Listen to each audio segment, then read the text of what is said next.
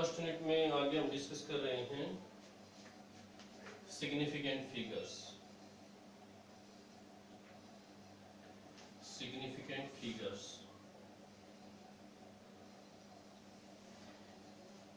ऐसे डिजिट्स जिनकी value uncertain होती है। The total number of digits whose value is uncertain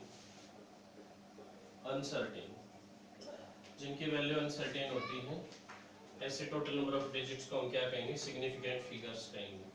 कुछ रूल्स हैं जिनके अनुसार हम सिग्निफिकेंट फिगर्स को नोट कर सकते हैं। फर्स्ट रूल हम नोट कर रहे हैं, rules all non zero digits are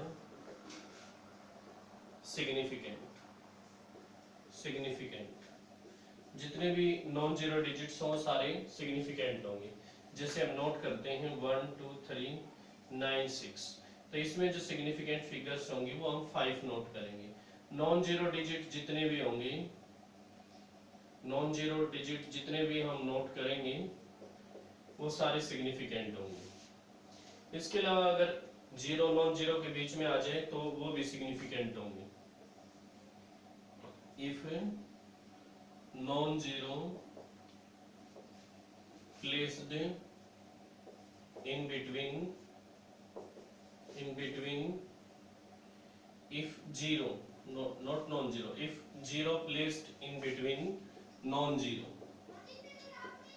that are significant, तो वो सिग्निफिकेंट होंगे। जैसे 1 0 0 2, तो हम नोट करेंगे इसमें सिग्निफिकेंट फिगर 4 होंगी। 2 0 0 5 9, तो हम इसमें सिग्निफिकेंट फिगर्स को नोट करेंगे 5। अगर नॉन जीरो के बीच जीरो अगर नॉन जीरो के बीच में आता है तो वो सिग्निफिकेंट माना जाएगा। अगर कोई डेसिमल पॉइंट है या राइट साइड में जीरो है, if zeros are present at left और right side of non-zero digit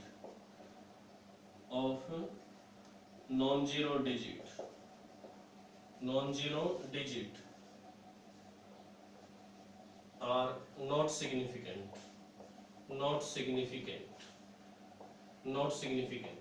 अगर लेफ्ट और राइट में अगर जीरो आ जाती हैं तो नॉन जीरो डिजिट के, तो वो सिग्निफिकेंट नहीं मानी जाएंगी। जैसे हम नोट करते हैं 1 0 0 0, तो इसमें सिग्निफिकेंट फिगर 1 मानेंगे हम। 0 0 0 5, इसमें भी सिग्निफिकेंट फिगर हम 5 मानेंगे। अगर डेसिमल पॉइंट आ जाता है तो उस दौरान ये सिग्निफिकेंट हो जाते हैं, अगर राइट साइड में जीरो होती हैं। If zeros are present at right side of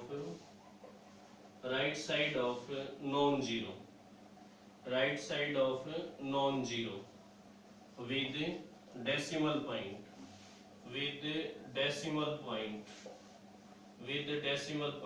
that are significant,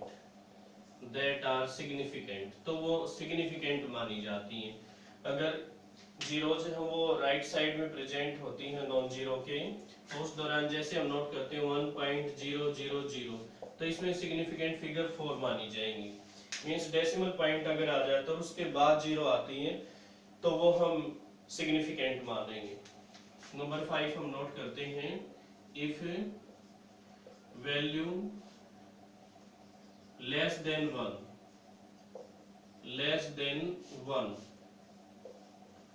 and decimal point is present,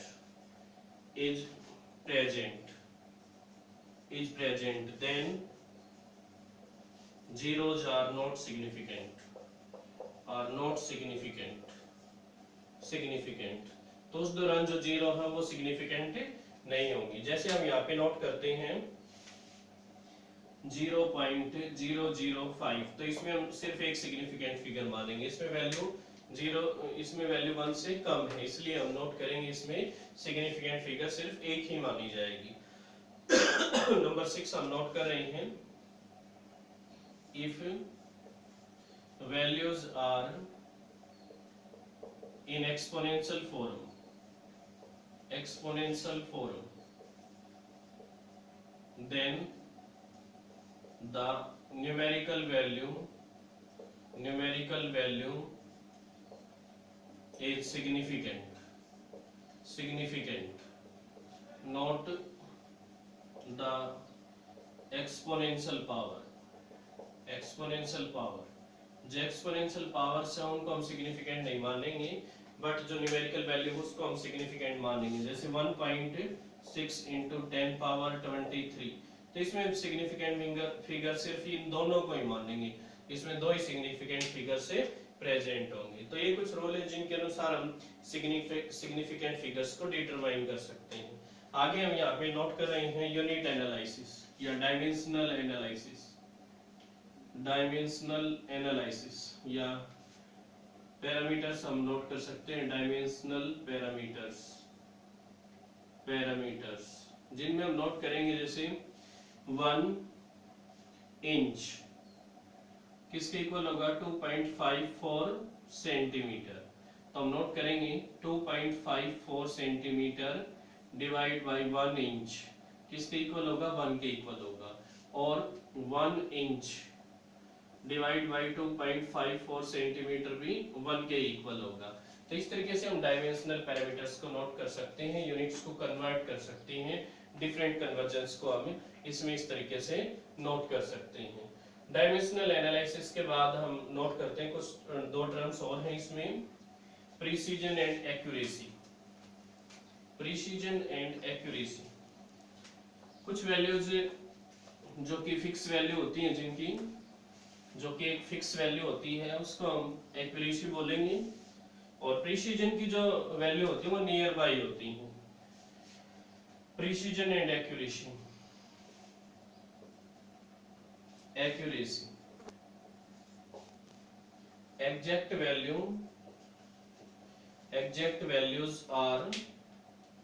exact values are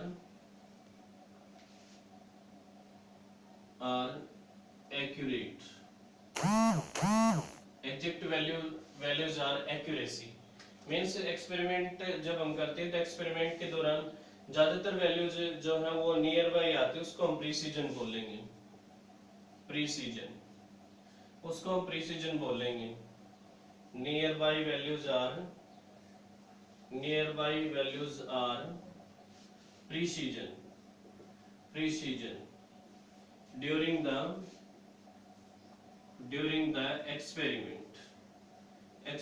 कुछ एक्सपेरिमेंटल जो रिकॉर्ड्स होते हैं उनके दौरान एक्यूरेसी और प्रिसीजन को नोट किया जाता है। जैसे एग्जैक्ट जो वैल्यूज होती हैं वो एक्यूरेसी कहलाती है, और जो नियर बाई वैल्यूज होती हैं उसको हम प्रिसीजन बोलेंगे। आगे हम इसमें डिस्कस करेंगे laws of chemical combination.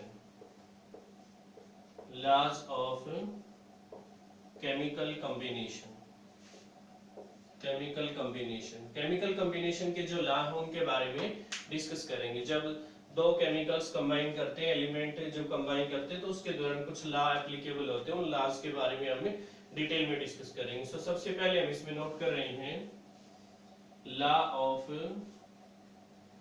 Conservation of mass, जिसके दौरान हम नोट करेंगे कि जो मास है वो उसको ना तो क्रिएट किया जा सकता, ना ही डिस्ट्रॉय किया जा सकता। मास neither be created nor be destroyed